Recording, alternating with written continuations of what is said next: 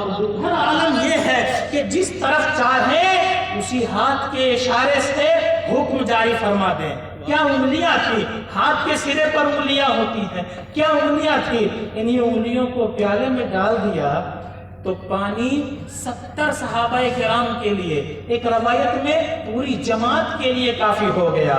کیا انگلیاں تھی، انہی انگلیوں کو آسمان کی طرف اٹھا دیا تو کبھی سورج کو پلٹنا پڑتا ہے، کبھی چاند کو ٹکڑوں میں بدلنا پڑتا ہے، اور کبھی چاند کو انگلیوں کے اشارے پر کھیلنا اور کودنا پڑتا ہے۔ کیا انگلیاں تھی، اللہ اکبر کبیرہ۔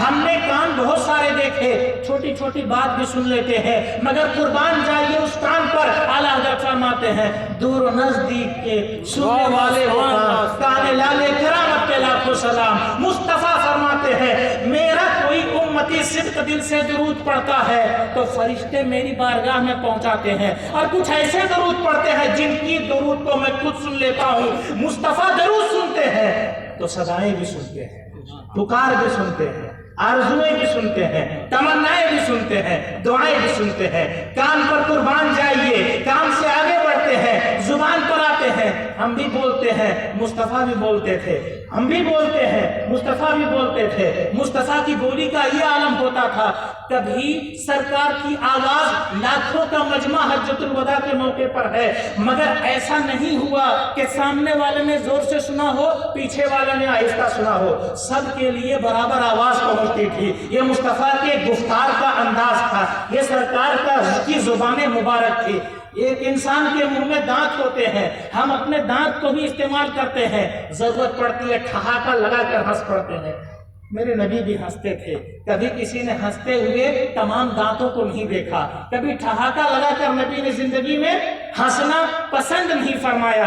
اخلاق کو دیکھیے، سیرت کو دیکھیے، صورت کو دیکھیے، جسم کو دیکھیے، جس حصے کو دیکھیں گے آپ کو یہی سمجھ میں آئے گا اللہ کی ساری نعمت ہے ہمارے لیے۔ ان نعمتوں میں اگر کوئی سب سے بڑھ کر نعمت ہے تو وہ نعمت سرکار کی ذات ہے۔ اسی لیے اللہ نے فرمایا لقد من اللہ علی المؤمنین اذ بعث فیہم رسولا، اللہ نے انسانوں پر، مومنین پر احسان فرمایا کہ ان میں رسول بھیجا۔ اور دوسری جگہ فرماتا ہے وَأَمَّا بِنِعْمَةِ رَبِّكَ فَحَدِّثْ، رب نے جن جن نعمتوں کو تم پر نازل فرمایا ہے اس کا چرچا کرو، ذکر کرو، اور ان نعمتوں میں سب سے بڑی نعمت سرکار کی ذات ہے۔ اللہ اکبر کبیرہ، سرکار کی ذات ہے، آپ کے قدم مبارک ہیں۔ ہم چلتے ہیں تو جہاں زمین چاہے وہاں نشان پڑ جاتا ہے، ہم جہاں چاہے وہاں نشان نہیں پڑ سکتا۔ اللہ کے رسول کے قدم مبارک ہیں، اللہ کے رسول کے قدم مبارک ہیں، چلے جا رہے ہیں۔ ہجرت کی رات نکلتے ہیں اور نکلنے کے بعد غار ثور تک جاتے ہیں، قدموں کے نشان زمین پر نہیں پڑ رہے ہیں۔ تعجب ہوتا ہے یہ وہی قدم تو ہیں کہ پتھر پر پڑ جاتے تھے تو نشان پڑ جاتا تھا، نرم ریت پر نشان نہیں پڑ رہے ہیں۔ تو جواب آتا ہے، جواب ملتا ہے پتھر پر نشان قدم پڑنا یہ پتھر کی وجہ سے نہیں تھا، مصطفیٰ کی مرضی کی وجہ سے تھا۔ مصطفیٰ نے چاہا تو پتھر پر نشان قدم پڑے، اور مصطفیٰ نے نہیں چاہا تو ریت پر بھی نشان قدم نہیں پڑ سکتے۔ کیا حالت تھی اور کیا ذات تھی سرکار علیہ الصلوۃ والتسلیم کی۔ تربیت کا انداز دیکھیں، صحابہ کرام کا جمع غفیر ہے، اس جمع غفیر میں اتنے بڑے مجمع میں صحابہ کرام نے صدیق اکبر کو فرمایا جاؤ نماز پڑھاؤ۔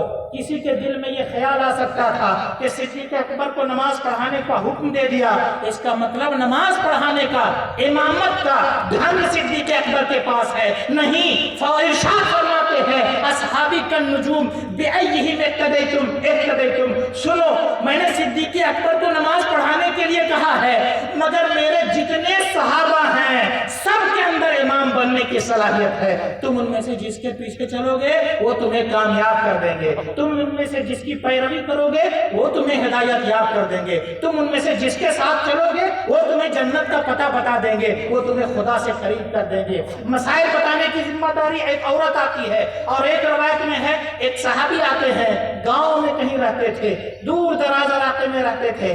دوسری روایت میں ہے وہ سمندر کے پار رہتے تھے، دریا عبور کر کے آنا پڑتا تھا، سرکار کی بارگاہ میں آ کر کے عرض کرتے یا رسول اللہ مجھے کوئی بات بتائیں، ایسی بات جس میں مجھے کامیابی مل جائے۔ سرکار نے ارشاد فرمایا، جو فرمانا تھا۔ اس کے بعد جب وہ جانے لگے تو کہتے یا رسول اللہ میں جا رہا ہوں، اب اگر لوٹ کے آؤں اور آپ کو نہ پاؤں تو پھر میں اپنی بات کس سے پوچھوں گا؟ اللہ اکبر کبیرہ۔ اللہ کے رسول فرماتے ہیں صدیق اکبر سے پوچھنا، ابو بکر صدیق ہے، میں نہ رہوں تو ان سے پوچھنا۔ یہ صدیق اکبر کی طرف اشارہ ہے کیونکہ وہ صحابہ کی جماعت میں سب سے افضل ہیں، ورنہ میرے نبی نے مسائل بتانے کے لائق تمام صحابہ کو کر دیا تھا، ورنہ میرے نبی نے امامت کے لائق تمام صحابہ کو کر دیا تھا، ورنہ میرے نبی نے قیادت کے لائق تمام صحابہ کو کر دیا تھا۔ تربیت کا یہ انداز ہوتا ہے، ذمہ داری اگر کسی ایک کو دے دی تو باقی کو غافل نہیں چھوڑا، باقی کو اسی حال پر نہیں چھوڑا، سب کو اس لائق بنا دیا کہ وہ ذمہ داری کو ادا کر سکیں۔ تربیت کا انداز دیکھیں، امام حسن رضی اللہ تعالیٰ عنہ بغل میں بیٹھے ہیں، صدقے کی کھجور آ جاتی ہے اور کھجور کا آنا تھا، چھوٹے سے بچے تھے، اٹھا کر کے اپنے منہ میں ایک کھجور رکھ لیتے ہیں، اللہ کے رسول امام حسن کے منہ میں ہاتھ ڈالتے ہیں اور ہاتھ ڈال کر کے کہتے ہیں، عربی کا اردو ترجمہ، بیٹا یہ گندگی ہے، یہ آل محمد کے لیے نہیں ہے، اور زبان سے انگلی سے منہ میں ڈال کر کے کھجور نکال دیتے ہیں۔